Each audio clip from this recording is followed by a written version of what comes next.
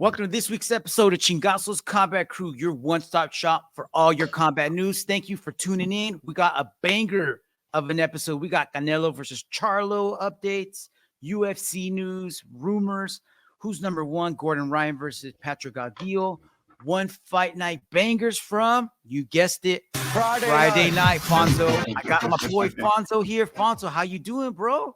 Doing good, man. Sunday fun day. I know listeners out there are going to be listening to Monday, so I hope you guys are having a good start to the week. Yeah, let's get in some combat news, man. What's going on? Tell us. Get us up to speed, Frank. Bro, check it out. What do we got? Let's start it off. You know how we'd like to do it. We like to have a little bit of fun here, and I found back-to-back fan videos made by fans making videos of their favorite fighters. Started off with none other than Arkansas's own Bryce Mitchell. Check this out, Fonzo. Bryce Mitchell can pretty much take on anybody, and that includes the devil. The devil, Bryce Mitchell, ready to take him on. I thought that was pretty funny. But also, dude, check this out. 5-round. Can you imagine him and Team T-Ball fucking joining forces? Unstoppable. Dude, check this out. This was made by MMA Worlds, and it's just called Round 5. So it's just like clips of the beginning of Round 5s of all these like dudes that are like putting the line in the sand and ready to go to war, dude. Look at this. Damn. Volk looked like it was round 1. I know. He's the only one who looks fresh. Everyone else is all fucked up. Look at John Jones. John Jones looked like a toothless maniac over there. Super good video, though. So shout out. Follow this dude, MMA Worlds, with a double Z at the end, Fonzo. All right. Let's get into this week's news. You know, our favorite topic. This guy just gives us content to talk about week in and week out. You're the real MVP, Dana White, but not this time, because they're crossing the line again, Fonzo. This has been coming about in the works for a while, but it's going down like in less than 2 weeks. ESPN Plus rates going up again. Dude, when this first started out, I think it was like $6.99. Yeah. Or $4.99. And then they did the UFC deal. And then they jacked up. And then they jacked up the price a little bit. But I was like, it's cool because they're giving us UFC now. And then they haven't been giving us anything extra, and the price has just been going up and going up. Are you a subscribing member of this? I am, and it's bullshit, man. And here's the deal. For a little while, it was kind of worth it because you could get a bundle. I think it was ESPN Plus, you get Disney Plus, and you get Hulu, all three of them together for like $15. So it was kind of like cool little bundle because you get a little bit of everything. But yeah, this is just, and then the other thing is the other two went up too. Yeah, so everything. Yeah, so it's crazy, and I know it's not Dana White, that he's not making this happen because he has no control over ESPN. That's a network, but still, if you were man, to say like, hey guys, how about we do this instead of this? I mean, it's only $1, right? It's only $1, but still, like. But then the other shit is, man, you have to subscribe to ESPN Plus to watch the pay-per-views. So you're paying the subscription fee, above the pay-per-view. Do they still do where they give you ESPN Plus for free for a year if you buy a pay-per-view? I remember they would do that for a while. I don't know. I haven't seen that for a minute, though.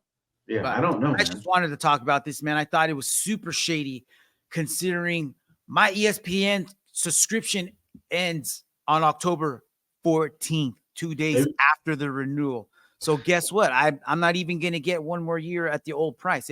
If my subscription would have renewed October 11th, I would have got the $99.99. But no. Yeah. They're like, how can we screw Frank and Chingasos Combat Crew over? Here we go. Dirty dogs. All right, dude.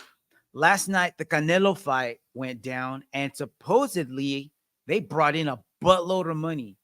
So Showtime Steven Espinoza came out on Media Day, I think this was Thursday, and dropped this big, juicy bit of information. He says this event on Saturday night will generate a gate of over $20 million. That's a rare feat in combat sports. This will be the third time in the last 6 months that we've done a gate of $20 million. To put that in perspective, UFC has never done a gate of 20 million in its entire history. We've done it 3 times since April. Damn. Bro. So our boy had to fire back. Yeah. You know it. The volcano that is Dana White was like, no, don't trust China. So this is Dana White firing back at Espinoza. He says that's exactly the type of response I would expect from that weasel Espinoza.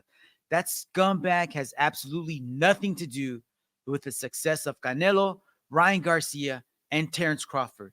Those guys are megastars, and they are the ones responsible for driving the gates in their fights. For him to even try and take any credit at all shows you exactly what an arrogant, delusional piece of shit that guy is. For this clown to talk about levels is hilarious. The production of the fights on Showtime is an embarrassment, and I have been saying that forever. He's a little guy with a big yap and is a complete phony. I'm not at all surprised this is the end for them. It should have come way sooner. Sorry to see you go, Weasel. Enjoy your retirement. Dana White. So he sounds a little salty, bro. Yeah, he is. I mean, considering he does similar shit, man. Like he takes responsibility, or he takes not responsibility, but credit for his fighter successes, and he builds it into the contracts, right? Yeah. Like if you do anything above, then I need a cut because I made you essentially. So come on, Dana White. It's kind of like the chicken. Who came first, the chicken or the egg? Like, and we had this conversation with Cousin Ant before. You know what I mean? Like Cousin Ant's like, well, the fighters wouldn't have the platform if it weren't for UFC, which is true. But that UFC wouldn't have the eyeballs on it if the fighters weren't doing what they were doing in the cage, right? So it's a little bit of both. I mean, could Conor McGregor have been Conor McGregor in one championship or in Bellator? I don't know, man. We'll never know. But the facts are that neither one can survive without the other. So for them to lowball and do what they're continuing to do and not give the payday doing, even if that was the reason. I mean, I don't know if you heard, but Showtime is getting out of boxing at the end of this year. So I didn't. Is that what he was talking about? The whole retirement thing? Or your retirement, yeah. So I don't know if the reason they're getting out is because they're not making money anymore, or their model doesn't work for them. I don't know. But you do know that boxers do get paid a little bit better than MMA fighters. Yeah, they do. And a person that was fighting for better pay and more of it was this guy, Mark Hunt. So Mark Hunt had filed a lawsuit against the UFC way back in 2016, and it finally did its, I don't know, made its rounds, or it worked its way up, and the judge was finding like, yo, dude, no, sorry. So apparently, Mark Hunt was suing the UFC because Mark Hunt said that the UFC knowingly put him up against Mark Hunt at UFC 200, knowing that Brock Lesnar was juiced to the gills with roids. And the judge was like, all right, prove it. And he was like, look at his pictures. Okay, what else? Look at his pictures. I guess that was basically all he was going by, was like, look at his pictures. Kind of like, it's like, dude, how are you going to win a multi-million-dollar lawsuit with Instagram pics? I don't know, man. It's just that's what's his name? Gordon Ryan logic? Maybe. Yeah, exactly, man. Gordon Ryan was his lawyer, showing up with those pants that hang out over his shoes, kind of like. You knew it was all bad, bro. You know it was all bad. So got tossed out, and now it's done. It's a done deal. He can't bring it. He can't do it again. So Dana White's like, all right, bro. Man, they didn't have USADA testing back then either, huh? No, they didn't. Oh, they did. No, they did. But there's like a stipulation where, like, if you had been in the pool, but you hadn't been out for a specific amount of time, you don't have to test right away. So like with Conor, he'd been out past that window, so that's why he had to get tested and do the 6-month window. But Brock, and I can't remember who else was the other guy. There was another guy who it might have been like Ubering before or something like that. There was somebody who was able to fight. You know who it was? It was CM Punk, I think. For some reason, CM Punk didn't have to get tested before. All right, bro. our boy signed to fight none other than the nomad Shavkat Rakhmonov last week, right? Right. And he went the MMA hour with Ariel Helwani, and he dropped a juicy bit of information that, like, we probably can figure it out by now. But he said that he wanted, because remember how Ian Gary was calling out Wonder Boy? Yeah. He was like, "Nah, man, I don't want that fight. That fight don't do nothing for me." He said that he either wanted Rakhmonov or he wanted Kamaru, and the damn. said Kamaru's got a fight already. So then this dropped. Our boy Belal Muhammad signed to fight, but he hasn't said against who. All he said was, shit. "Hey, I signed a fight." And then Spinning Back Fist tweeted out, "Is it Kamaru?" And then like 2 days later, Wonder Boy's on the podcast and he's like, "Hey, they already said Kamaru's got a fight." So could it be, could the pieces be falling into place, and could it be Belal and Kamaru? Dude, that's going to be a title, a number one contender, eliminator. And honestly, this fight does make sense. Yes. Belal and Kamaru. So yeah, I hope that that's exactly what it is, because that just makes perfect sense for the division. Yep, with Leon fighting Colby soon, you know, I would imagine, like, since they didn't say who he's fighting yet, they obviously haven't said when. So this fight could go down this January, February, early quarter one, and then set up a welterweight championship fight like late quarter one, early quarter two, you know, like April, May-ish, maybe. Right. The pieces are starting to fall into play, dog. Speaking of pieces, what about this banger, dude? Petr Yan fighting Song Yadong December 9th. I believe that's going to be a fight night. Yeah. Yeah. This is Dana White giving me a last-minute birthday gift. And you know what? I appreciate it. I appreciate you, Uncle Dana. Thank you. I'll take it. I'll take it. Who you got in this one, dude? I mean, it's a long ways out. Dude, I don't know, man. Kid, Song Yadong, hey, he's been looking good, man. The dongster has been donging it out. If you know, doing his thing, just putting it out there, laying it out, just donging it out there, all in his juiciness. And you think he's gonna be able to put it on Yan, or can Yan handle the dong? I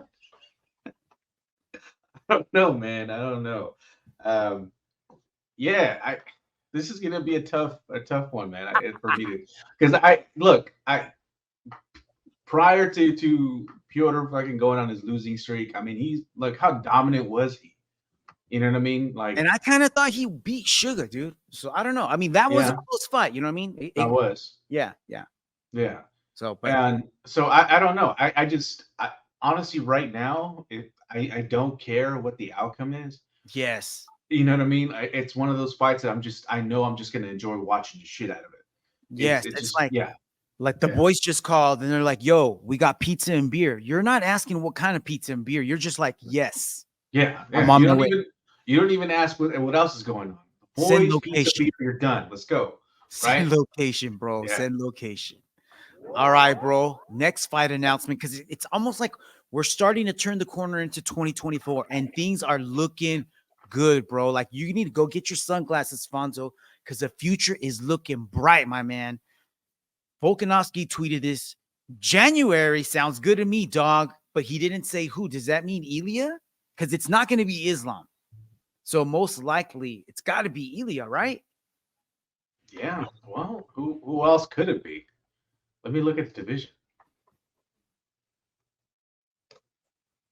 So we got. It's not going to be Max. No, yeah, it's not going to be Max. Shit, where is he? Yeah, not Yair. Yeah, he wouldn't fight Yair right away. Brian Ortega's injured. Arnold Allen,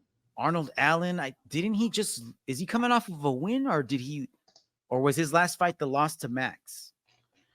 I want to say he won one more time since then, but I think he needs another. Oh yeah, he lost to Max. Yeah. So he's gonna need another. It won't be it. Yeah. Next logical choice, I guess, is Ilya, no? Yeah, I think that's it, man. I don't see anybody else in the top 5 that he could be fighting, and he's not gonna fight anybody outside the top 5. I don't think. Like, nobody's earned it to jump that high. if you look at the rest of the rankings. Yep. Yeah, it's got to be Ilya. Dude, I'm for it. I'm for it. Yeah. I mean, I think it'll be a good fight, it's not but the fight we wanted, but it's a Right. fight that it piques my interest. You know what I mean? Again, it'll be interesting for sure. Yeah, I don't see Ilya winning. Yeah, like a lot of people are kind of PO'd at the Leon and Colby fight. I'm also, you know what I mean? Like I'm not really. It doesn't. It's not at the top of my list, but it's gonna be on, so I might as well enjoy it. You know what I mean? Right. Kind of like this. And you never know, man.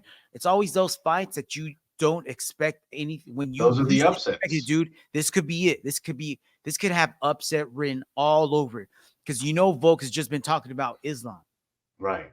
So he could totally be looking at it. All right, bro. I spoke last week when I was talking about Alex Pereira being added to this card. I was just caught up in the moment, bro. The emotions got the best of me.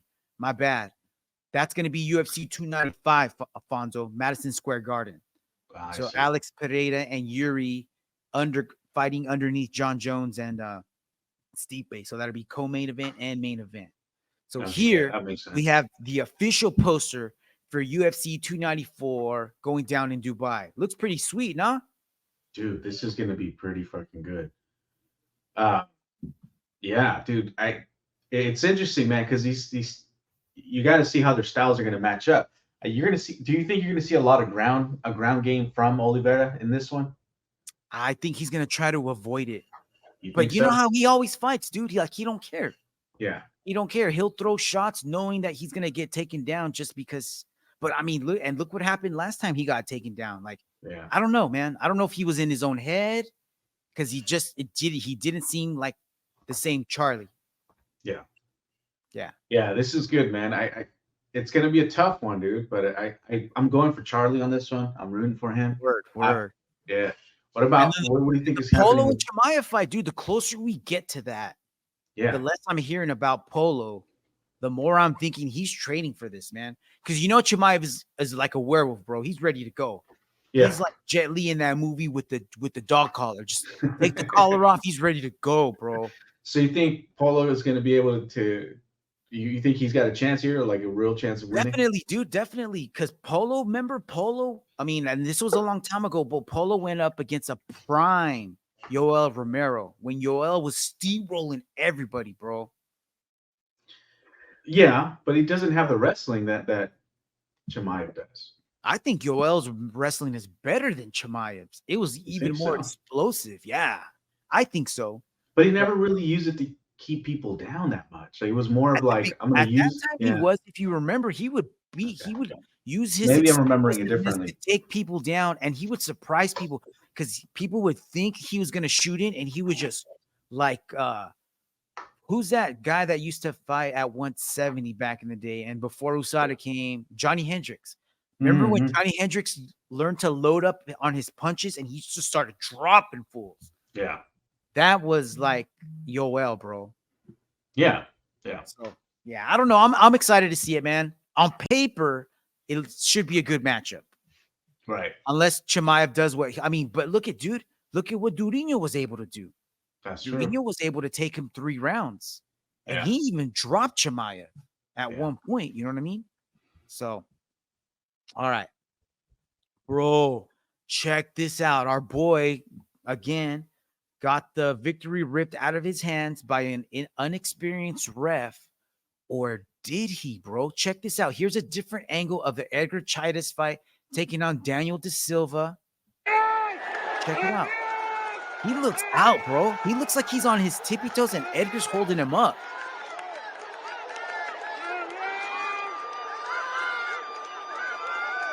The only thing I don't understand is how was he able to, he was leaning on the cage, right? Like, look, he wakes up and his butt is on the cage. So he could have been supported by the cage. That's why he didn't fall down.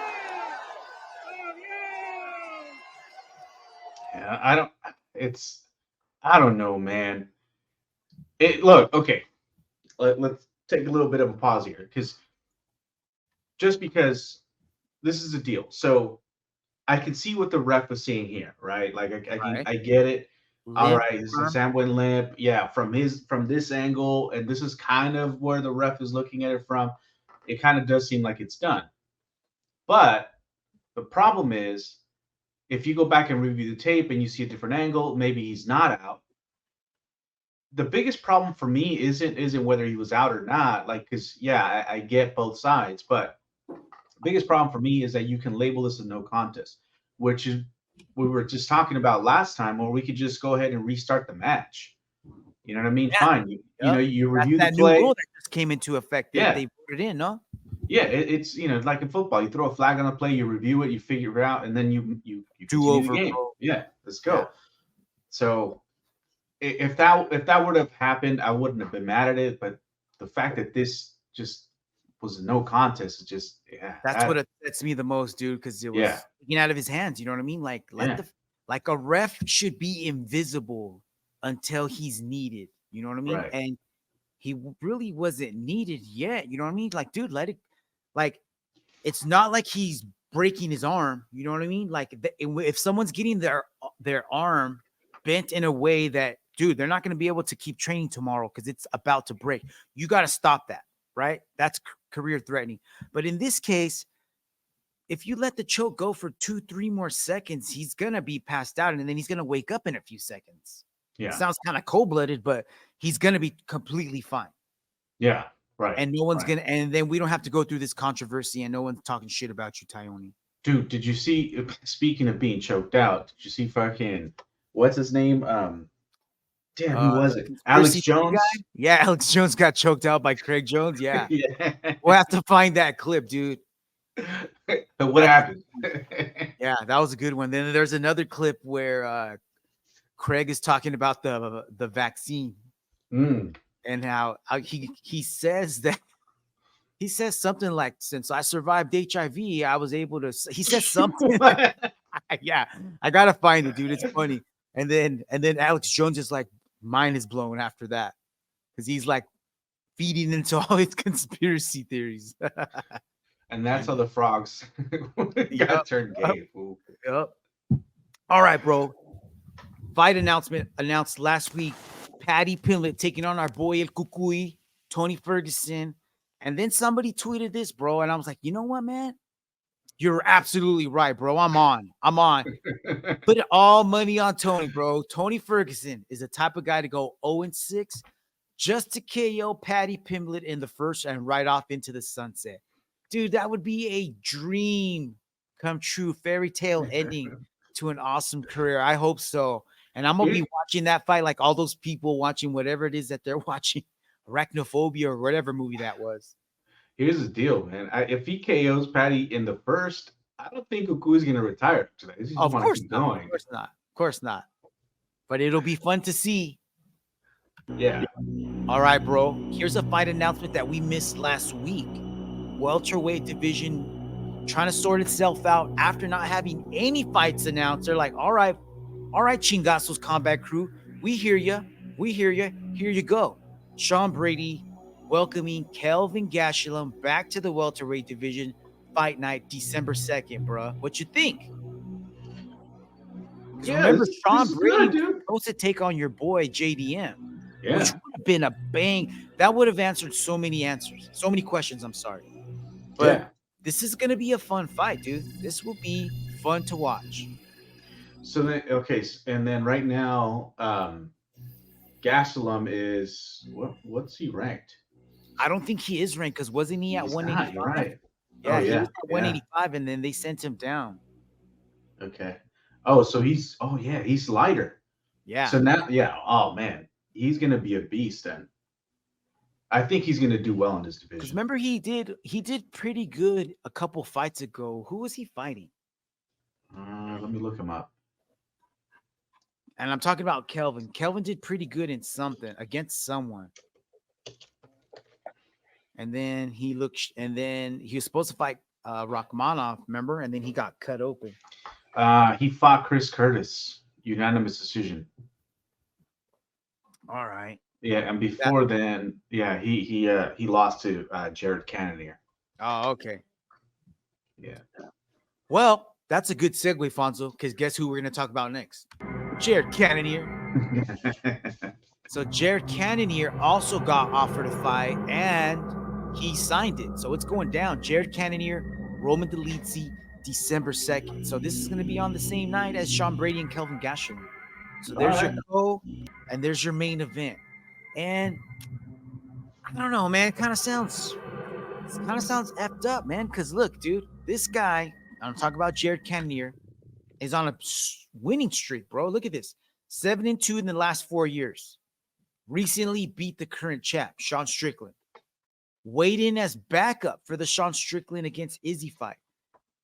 And his next fight is going to be against Roman Dolidze, who's ranked number 7. Meanwhile, Kobe, 2-2 in the last 4 years.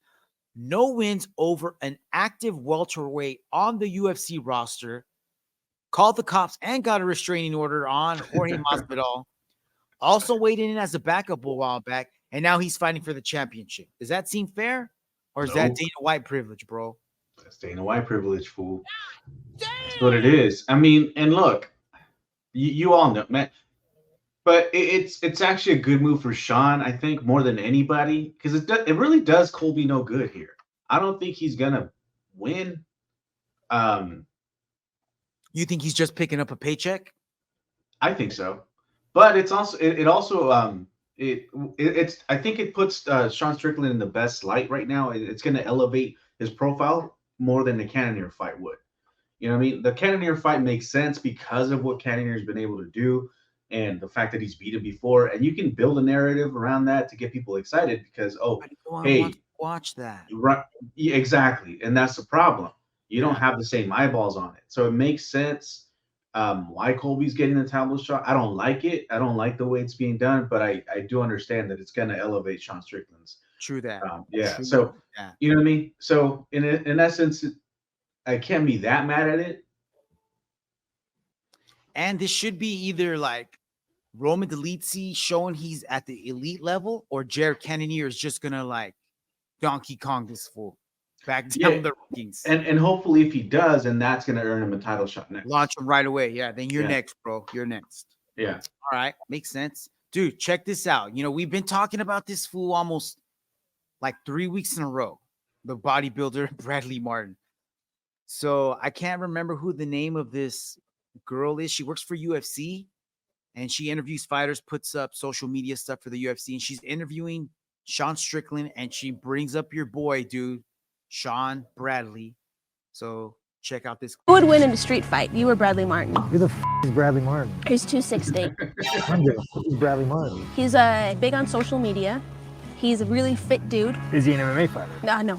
I don't know this Bradley Martin. Yeah, but he's 260. Bradley Martin, if you're here right now and I could get away with it, I would take your life.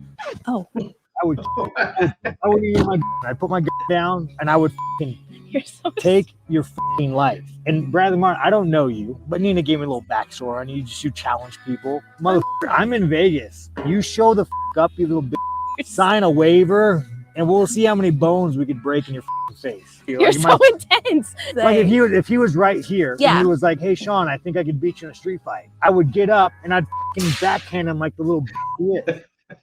Wow. Tell us how you really feel, Sean Strickland. But I'm here for it. I'm here for it, man. Yeah, about time someone steps up. Hero we need, Sean Strickland. All right, bro. You know that we've been getting a little more into BKFC. Dude, Mike Perry been like a resurgence in his career ever since he switched over. Speaking of BKFC, I just want to give a quick shout out though. Our boy Joe Hitman just won another match this week. That's right. Knockout. Yeah, he just ended up in a knockout, man. Congrats, champ. Whoop, hell yeah, Hitman. We're gonna get that clip up for next week, bro. Yeah. Forgot about that, man. So yeah, dude, Eddie Alvarez out here saying that he would love to dust the gloves off and get in that ring against Mike Perry, bro. That would be dope. Violence, dude. That would be sick. I'm down. Yeah. Take my money, bro. Take my money. All right, man. Going down in what time is it, bro? It's about lunchtime. 10:21, yeah. Yeah, it's getting closer to lunch. It's Sunday morning for us. You guys are listening to this Monday-ish or later on in the week. But in a handful of hours, who's number one? Gordon Ryan taking on Patrick Gaudio, main event. They got a couple tournaments going on and a couple other super fights that I'm really looking forward to, dude. I mean, anytime you get Gordon Ryan on the mats, it's going to be interesting, but I'm not really too hyped for him taking on this Patrick Gaudio guy. Would have way rather seen him take on our boy Mason Fowler, but whatever. Yeah. He's promising that he's got a prediction for the way this fight is going to end, and it's going to be not only is the prediction over the top, but the presentation of the way he's going to present the prediction. Gordon Ryan is like the dumbest football jock ever. I'm pretty sure he's going to be like a paper crane. And it's going to be one of those things where, remember, like you pick a number, bro. Yeah, that one. 2, 3. Whatever that's called. Pick a color. Yellow. All right. No, pick another one. We'll see. We'll see, dude. We'll see. But also going down tonight, 170-pound welterweight tournament featuring 4 heavy hitters, dude. These are all ADCC level competitors. I mean, Mika Galval already competed in ADCC. PJ Barch competed in ADCC. J-Rod, ADCC. And Andrew Tackett, he's on his way. I guarantee you he'll be next year. If he hasn't won an ADCC qualifier. These are all youngsters, huh? Oh, yeah, they're all youngsters, dude. I think PJ might be the oldest, but this is going to be sick. And they already announced the first round matchups, dude. Check this out. Mika taking on J-Rod. Remember we talked about Quintet a few weeks ago? Yeah. And J-Rod got his arm turned into linguini, but he was able to escape. Yeah. So that's going to be a good match, dude. And then PJ Barch taking on Andrew Tackett should be fire, dude. PJ has been an established B team member for quite a while, been representing on the comp scene for a while. And Andrew Tackett, I think he's only like 17, 18 years old, dude. Just another one of these freaking little kids who's been training since they were kids, didn't go to school. All they do is jujitsu. That's his life. And now he's ready to make a splash, dude. So this might be Mika and Andrew Tackett in the finals. And Andrew Tackett took on Mika last second in Who's Number One, maybe a couple years ago when Mika was on the juice. Yeah. And he is that when he got busted for it? Yes, a little bit later. Like later that year, he got busted, dude. So Andrew was able to survive the entire match. I don't remember him getting Mika in any big trouble, but first, the way jiu-jitsu works is you survive. You survive. Once you're able to survive long enough, then you start attacking. And that's where Andrew's game is right now, dude. He's just going to he's got attacks from everywhere, dude. So this should be a really fun tournament to watch. So do you see any subs happening in this first 2 matches? I don't think so, but we're going to see really good wrestling. We're going to see really good scrambles. We're probably going to see some sick genius back takes. If you do see a sub, it's going to be something amazing that's going to catch you off guard. Okay. Yeah. Cool. The other tournament in this, bro, even lighter weight, 145-pound bracket, Diogo race, Ashley Williams, and again, dude, all 4 of these guys, ADCC veterans, all of them. Gabriel Sosa, Keith Krikorian. Dude, here's the first round matchups. Keith Krikorian taking on Diogo Reyes. Ashley Williams taking on Gabriel Sosa. That matchup right there on the right, dude, Ashley Williams and Gabriel Sosa, that could be a finals matchup right there. For some reason, Diogo's just always able to do enough to win, dude. Like, you never think he's going to be able to do it, and he just does it. You know, pulls out subs out of everywhere, has really good wrestling, really good back takes. Gabriel Sosa has crazy knee-ripping submissions, dude. So be very, very careful when you're going up against Gabriel. But Ashley Williams, he's genius, dude. He's a G, super crafty on the ground. This one's going to be another good one to watch, man. All right. Dude, a couple weeks ago, we had a major fight. You know, Rod Tank taking on Super Leg. super fight. But our boy Shottree, the ONE FC president, just dropped another banger of a fight. Super fight announced. And again, special rules. You know they love doing those special rules fights. Yeah. I don't know if this is gonna be like, okay, only these type of strikes allowed, or is this gonna be like Rod Tank, Demetrius Johnson, where it was Muay Thai rules one round, then MMA rules the next round, then Muay Thai rules again if needed. But well, this says striking, so I don't think it's going to be any type of MMA. So it might be certain strikes allowed. Yeah, or maybe like 4-ounce gloves and no knees or something. I don't know. I'm looking forward to it, but it's going to be John Lineker, bro, taking on Liam Harrison. So we talked a little bit about John Lineker, former UFC veteran, tearing shit up in one. But Liam Harrison, dude, he's a motherfucker, dude. He loves to stand and bang. He's known for his Muay Thai, body kicks, left hook, likes dropping people on their butts. This should be interesting. I'm a little worried about Lineker because, Lineker just fought last Friday night, and he throws he puts all his power into his shots, doesn't set him up, and throws those looping left hooks, right hooks that just leaves himself open, dude. So that's what Liam likes to. He eats that shit up, dude. So it's easy to pick apart if you're more technical and do straight punches. So, right, exactly. Yeah. I mean, perfect example of what we're talking about. Look at Lineker there on the left. Yeah, that's signature, just coming from that wide angle. Right. Yeah. All right. So we talked about Tawanchai. I forgot who he's supposed to fight, but they found a replacement, dude. Nattawut. I've never heard of this guy, but he might be going out to slaughter. I don't know, dude. But the fight is back on.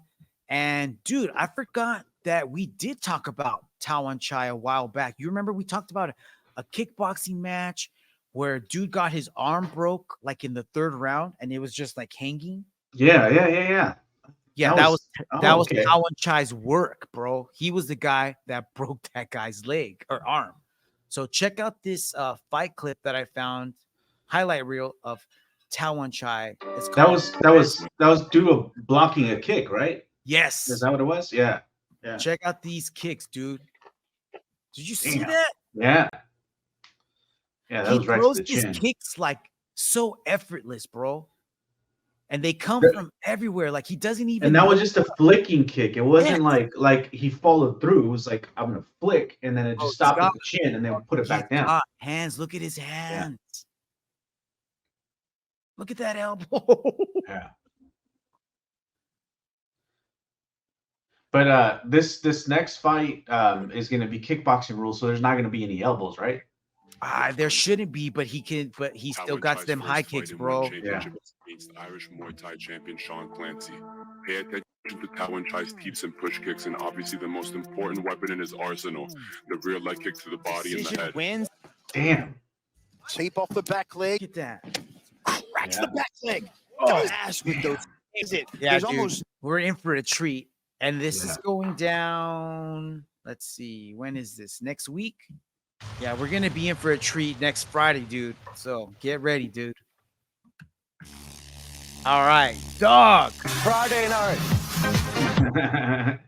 Last Friday night, one championship brought us one fight night. Main event. Stamp Vertex taking on Ham. Seo Hee. Bro, I think you caught this, yes or no? I caught some of them. I caught Stamp versus Ham Seo Hee. I caught Samila Sandel. I caught that fight. And then I did catch Zhang versus Wonder Girl. So I caught all those. Yeah. I put the Chingasos Combat Crew seal of approval on the main event, the co-main event, and then the opening fight of the main event, Zhang Jingnan taking on Wonder Girl. Dude, that was an awful fight, man. Yeah. Like those strikes were just like each one hurt, dude. Yeah. And then the Sundal fight, banger, bro. Banger. But I think that the show stealer was the prelims, bro. Every single ended in a KO or TKO, bro. Every single one. I started watching starting with the John Lineker fight. I didn't get to watch the other ones. I have to go back and watch those. I was actually working a little late that day, so by the time I started watching, most of them were already yeah, they had already passed. Okay. Yeah, so I got to go back and watch the rest of them because you were telling me how good they were. You're definitely gonna want to go back and watch this, dude. Everybody out there listening or watching, if you have not caught a one fight night yet, go check this one out. I missed the Blake Cooper Maurice Abevi fight, but then I saw the 10 pound Rambolek. I'm like, oh, dude, this guy's named Rambolek. I gotta watch this, and it was on, bro. It was on. So I gave the Chingasos Combat Crew seal of approval on all of these. We had 1 MMA fight, 2 MMA fights, 3 MMA fights, 4 MMA fights, and 2 Muay Thai fights, dude. Bangers. Let's go through some of these highlights, starting with Asa Tempao taking on Rambolek. Bro, this was a slaughter. This is a great way to start October. Check this out. Rambolek in the blue shorts getting his butt handed to him. Look at that elbow by Tempao. Yeah. Spinning back elbow. Look at these kicks, bro. Ugh. Spinning back roundhouse. 1, 2, 3, 4. Follow with the flying knee. Dude, watch how Tempao ends this. Look at this. Boom! Oh, man. Yeah. That was sick. What was that? A 1-2 That was a combo? 1-2. Yeah, 1-2 followed. Yeah, with a head kick. One. Yeah. Damn. That was beautiful, man. 1-2 followed with a right leg roundhouse. Oh, bam. Yeah, caught him all the way down. Sent him to the graveyard, bro. Nether round for sure. He's out. He's like, where's my head? Yeah, dude. Mauro Cirilli taking on Paul Elliott. This was an MMA fight, and I believe Paul Elliott was like a couple weeks coming in off only a couple weeks. He got a late call, so he's a last second replacement. Didn't take long for Mauro to make short work of Paul. Check this out. Look at these elbows from up top. And these are heavyweights, bro. Yeah. Look at how he just split him open with that elbow. Damn. And this was right at the end of the first round. So he leaves Paul Elliott all jodido. And then what's up with his arm? Second round was so they were coming out for the second round, and his arm was just hanging there. So I think he tore his biceps. Oh shit. Or triceps, whatever it is. Tore something in that arm. And Dean called the fight. But dude, those elbows were gnarly. They came out of nowhere. Because look, here he's perfecly normal, perfectly fine. And then boop, nope. That was it. All it takes is one. That's the tip of the elbow, right above the Kenny Florian would be proud. Kenny Florian would be proud, bro. So here is another MMA fight. This was Edward Foliong taking on Amir Khan. So I heard the announcer saying that Amir Khan had been working at the Wild Card Boxing Gym in LA with some pro boxers. And I'm like, cool story, bro, but this is MMA.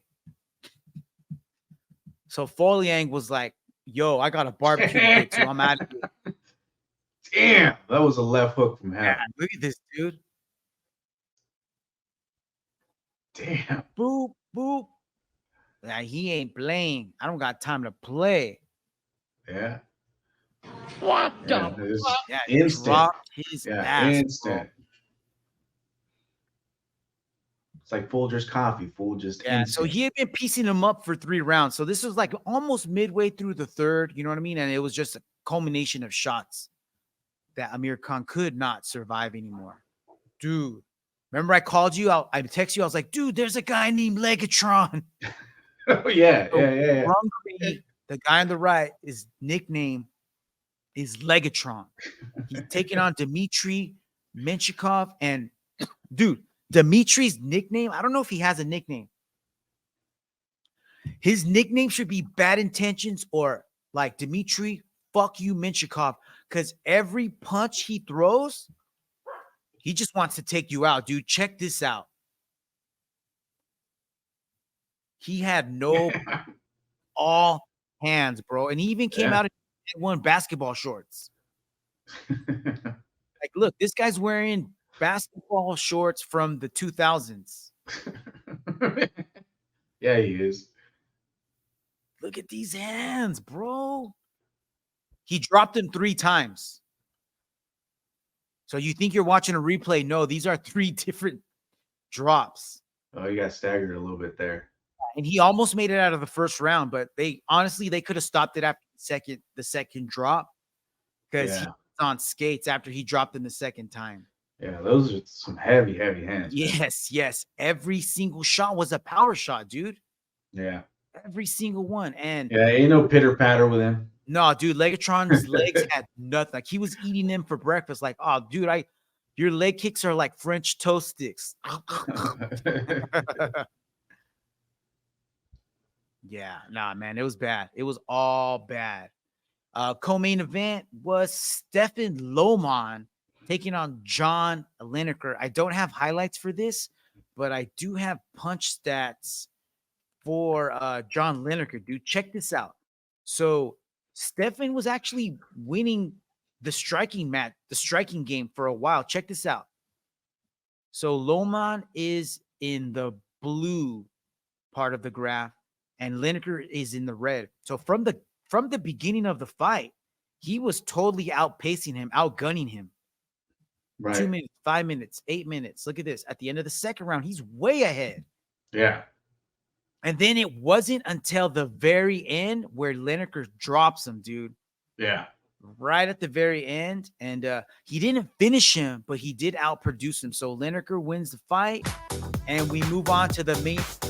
And just that just want to go back because ONE FC, they score the bout as a whole. They don't do round by round. So that was interesting too. I just remember that when I was watching it, I'm like, oh yeah, that's right. They don't do a 10-point must system for MMA matches. So that was so if guys getting his ass whooped for 15 minutes or 14 minutes and 15 seconds, and then puts it on the dude at the very end, you know, in some judges' eyes, that could win the guy the fight. If the other guy was only like pitter-pattering the guy for the 14 minutes. Right. You know? Yeah. Because they might weigh those last 45 seconds as much damage as the previous 14, 15 minutes. Correct. Whatever. Yeah. Yeah. All right, bro. Main event. Stamp Fairtex taking on Seo Hee Ham for the interim, what was this, flyweight championship or something? Yeah, and then what's her name? It was when that I forget her name. She vacated her title, right? Yeah. So she should. I mean, I'm pretty sure she knew she was gonna do that. Yeah. So why didn't she do that like Friday? So that way they would have known, like, hey, this is for the strap, because Stamp's the undisputed now. Yeah. Right. All right. So here we got there's the third round. This is the very end of the fight. And it was actually a pretty competitive fight, dude, because Fairtex got dropped in the first round. Yeah. And Ham probably messed up by following her. But, dude, check this out. Stamp comes back and drops Ham with a body shot. And you can see that Ham just could not take it anymore, dude, and just goes down to her knees right there. Look. Oh. Yeah. So Stamp becomes the undisputed, atomweight. I'm sorry, not flyweight, atomweight champ. So congrats, Stamp Fairtex. Yeah, dude, that was Friday night fights, bro. Good stuff. So we're gonna get Friday night fights again this Friday. I want to keep so tune in, dude. Tune in. All night. All right, dude. We have one more fight to go over, actually. Little preview here. Grant Dawson taking on Bobby Green next week. At least we got some UFC to talk about, I guess, because we didn't have UFC this weekend for the first time in a while. So it was pretty cool. It was cool. Gave us a chance to do something else. Right. And what was that? Bro, Canelo taking on Charlo for all of Canelo's belts, bro. This was the press conference Friday. Check it out. Because I'm ready for whatever. I'm a lion. I'm a lion. Canelo Alvarez. Just tune in because it's gonna be a great fight. And I don't know what animal I need to say to be the lion, but whatever. I'm that animal. I'm that animal, says Canelo. Whatever beats a lion, that's what I am, loco. So it went down, dude. It went down for 12 rounds, like everyone thought it was gonna be. But Canelo pulled it out, and he did. He's only the second guy to ever drop this dude. I think he dropped him in the 7th round with a body shot. Yeah. I don't have any highlights of the fight, but I do have the judge's decision here. So here it is. Let's check it out, bro. So I don't know if you caught the logo on Canelo's shirt. You see that? VMC. VMC? Yeah. Yeah. Guess what What that's an acronym. What is it? It's the Brandon Moreno, bro.